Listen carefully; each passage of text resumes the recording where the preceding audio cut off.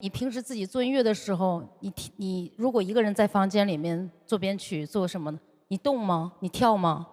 就是我会跟今天差不多，就是我很努力的去，哎，想要有一些律动，但是我知道它可能没那么协调，但是我觉得就是我在追求，嗯。那你知道吗？这种不协调只有你有，才更可爱也更好玩儿。谢谢崔老师，下回给你带来一首唱跳。